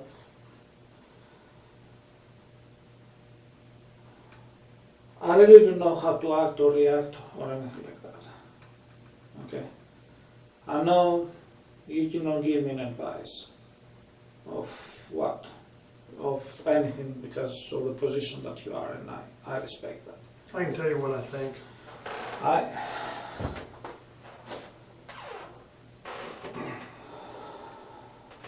This is my fear, okay? And I'll just be honest with you, okay? If your attorney was sitting in here, and you can ask for an attorney anytime you want, you can shut me down and say you don't want to talk to me, you can say that you want your attorney. and everything stops, and that's completely up to you, and I want you to understand that, okay? I'm going to be brutally honest with you, all right? If your attorney was sitting right here, he would tell you to shut up, all right? To what? He would tell you to shut up. He would tell you, do not talk to him, okay? Because that's his job, right? He doesn't want you to talk to me, okay? And I understand that, and if you want to reach out to an attorney, then knock yourself off. You can end this at any time you want. You steer the boat, you control it. I've made that very clear, okay? But this is a deal, John. Today you have an opportunity, all right? And that opportunity is not going to be here tomorrow because Mr. Trevino is coming in this room again next, and he's going to offer up that tape, all right? And I'm going to go get that tape, okay? But if you want to lay this thing out, then I'm going to tell Mr. Trevino to go pound sand, and I'm going to leave him with his statement that he killed your wife and that you paid him for it, and I'm going to send it. Holland is now in the endgame. He reveals a final card, a blackmail tape Trevino allegedly recorded of Makris, ready to hand over for a deal. The clock is ticking. Then, in a remarkable moment of candor, Holland openly tells Makris that any attorney would tell him to stay silent, yet keeps the door wide open anyway. Makris asks for time alone to think. The interrogation hangs on a knife's edge. Him for it, and I'm going to send him to death row where he needs to go, because that's where he needs to go. He's killed 2 other people, all right? So what would your attorney say? He would tell you to shut up, okay? But I'm going to tell you this, John. Your attorney also is not going to let you testify in trial, all right? Because what are you going to do? Get up there and look like an idiot? There's all this proof showing that you did this, right? That you paid for it and that you asked him to do it and that you were involved in the planning and everything like that, okay? And when you do all that, then you get beat up by the prosecutor because that's what they do, right? And their goal at that point is to send you to death row, okay? My belief, and I'm not your attorney, okay? I'm not an attorney, all right? But my belief is the best opportunities that you have are right now, here and today, okay? Because if you want a chance to mitigate these damages, and again, I'm not the person who makes those decisions. I go up and tell them what was said, all right? I tell them whether you want to cooperate, whether you don't want to cooperate. I tell them whether you're sorry or whether you're not sorry, okay? But those are the people that make the decisions, all right? And down the road, you know, if you choose to cooperate, then my guess, and I'm not the decision maker, is they turn around, they offer you some type of deal in order for your testimony, okay? Because they really want to send Mr. Trevino to death row because he committed 2 other murders and that's where he just needs to go, okay? But that opportunity is not going to present itself again, all right? Because this is what the prosecutor wants, okay? They want to know that you're sorry for what happened, and they want to know that you want to do the right thing and that you want to help and you want to make amends, all right? So as things move forward, what is your best opportunity in life? With no promises for me, but it's your cooperation and for you to let her know that you're sorry and that you made a mistake. Maybe you changed your mind at the last minute. I don't know. You're the only one who can say that. But even if you didn't, all right, I find it hard to believe that you're not going to be able to convince me today or give me a statement with my help, and I'll help you with a statement, that is going to convince the prosecutor that you feel bad about this, all right? And that you're willing to come clean and be honest. And at the end of the day, I talked about the Judeo-Christian society and The what? being a Christian and forgiveness, all right? And at the end of the day, it sounds hokey and crazy, but it's the truth. And that's kind of where we're at. But the problem is, as you walk on down the road and you know, you're not so sorry about what happened, you know, because if you're sorry about what happened, then you tell me right now so we can punish Mr. Trevino accordingly for sticking a gun up to your wife's forehead. I mean, I am sorry what happened, and Trevino needs to be punished. Okay, I did not see that he would have done it, and I said the same to the detective Hernandez that day that they came to me, is that I don't see that there is enough time for him to It's done. To I mean, do this. we're past that. He did. I understand, and what I'm trying to say, that's my, you know, that was my thinking that for all stuff. So He did it, and he did it for a reason. I mean, you offered to pay him, you wanted him to do that, and if you feel sorry about that, I hope you do. But that's what helps you, all right? Being cold-blooded and not feeling sorry about it and not wanting to see him being prosecuted to the full extent of the law, that does not help you. That just shows that you have zero remorse. And you need to convince these people that you have remorse and that you feel sorry, all right? And you're a smart guy. You know, you're smart. You don't have to believe me. You don't have to trust me. Just listen to what I'm saying and think through it. You've seen this out there. There's tons more evidence. There's lab reports. There's all kinds of stuff. But it's the statements from these people that are going to do you in. That did you in. You know, it's the statements from Trevino. It's the statements from James. I mean, I didn't say anything to any of these people. No, but he did. And he's going to, because he did all those stupid things and because all this evidence is presented against him, because he's trying to save his ass, he's going to turn around and give me that recording, okay? He's already told me the deal. He already told me what happened, how it was planned, how he got paid, how he got the gray car, all that other shit. All right, he told me all that. He told me what he did with the gun. He told me what he did with the clothes. He told me everything, okay? But at this point, he's already confessed to it. So at this point, it's how do we move forward? Do we move forward with Mr. Trevino being on the side of the state and testifying against you so you get the death penalty? Or do we move forward with you testifying or providing information against Mr. Trevino so I don't have to talk to him again? In other words, I don't need anything to get Mr. Trevino. He's done. I don't need anything to get you. But at the end of the day, either he's going to testify against you or you're going to testify against him. Okay? I mean, that's just the way it works. He's already willing to testify against you. He's already saying these things and he has this recording, so he was going to blackmail you with it later. It's supposed to lay everything out, okay? But he's only going to do that if he gets the deal. He's given all the information, so the question is, do they turn around and let him provide this recording and have this jam-shut case against you, talking about the plan and what's going to happen and how you're going to have your wife murdered? And does he testify against you so you get the death penalty? Or do you help us out right now here today and we go after him?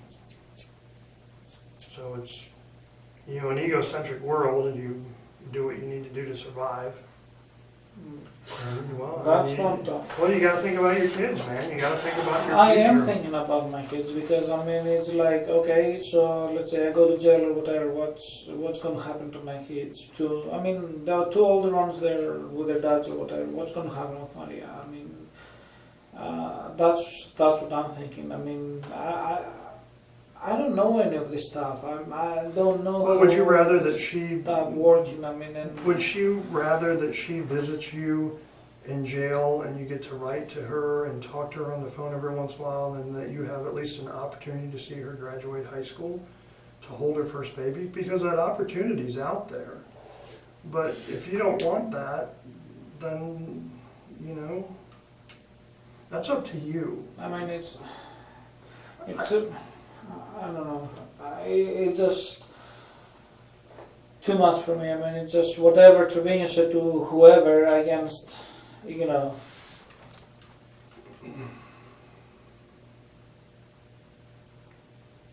Take Trevino out of the equation, man.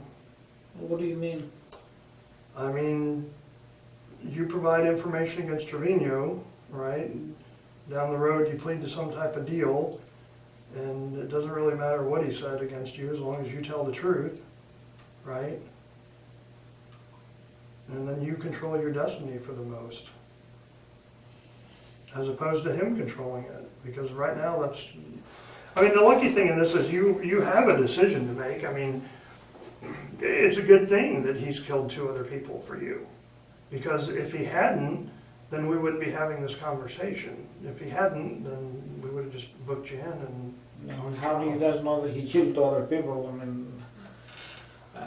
Because one of the people who talked gave us other information about other murders, and we've confirmed that information, and he's been running his mouth.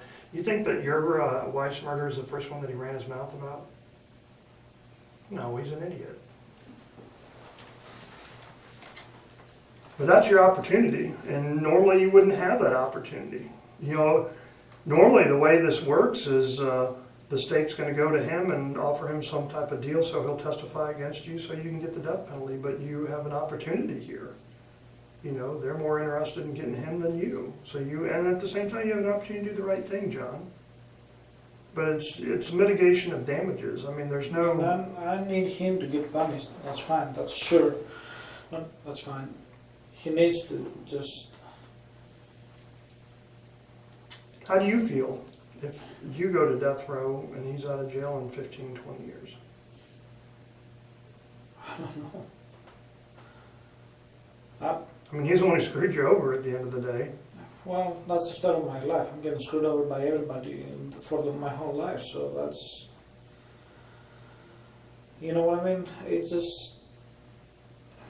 From everybody. I mean, clients and this and left and right. I mean, I'm getting screwed over because I'm too nice or I'm too good Look, life isn't fair. to know my rights and know my this and know my that, whatever. So, But life isn't fair, okay? But you did something. I mean, you made a mistake. You paid this guy to kill your wife, and he ran his mouth, and he talked about it. I Okay? did not pay him. That's my... That's not what he's saying.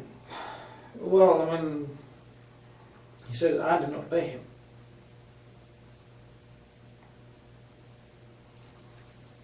I did not pay him. He had some money because he gave James $1,000.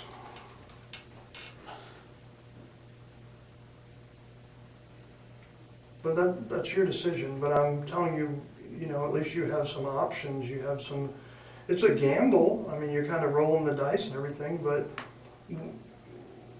what's your option? You know, what else is out there?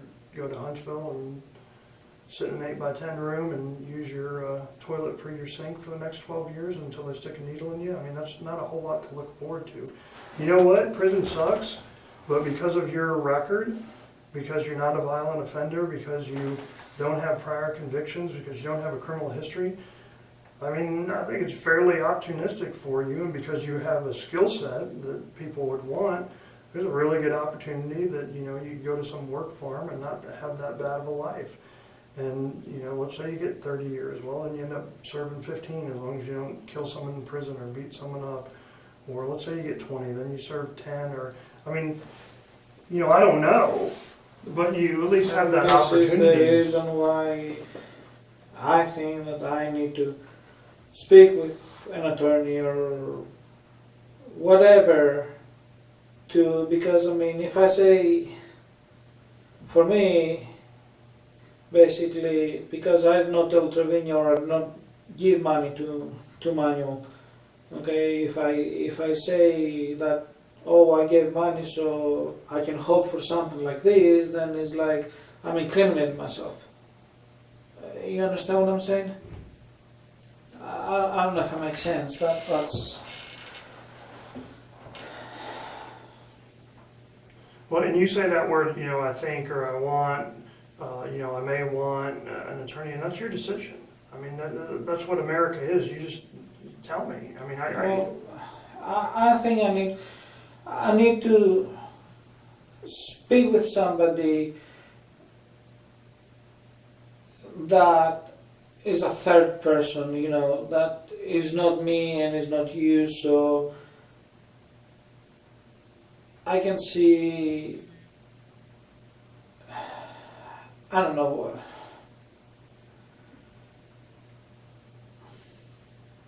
you know, I mean,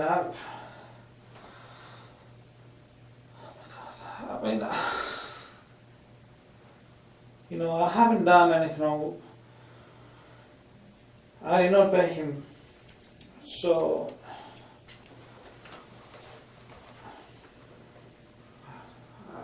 I don't know. That's the reason why I'm thinking that I need to speak with a third person attorney or something to advise me, because I mean, basically right now you're telling me incriminate yourself and say that, oh yes, you did this where I didn't give him any money. That's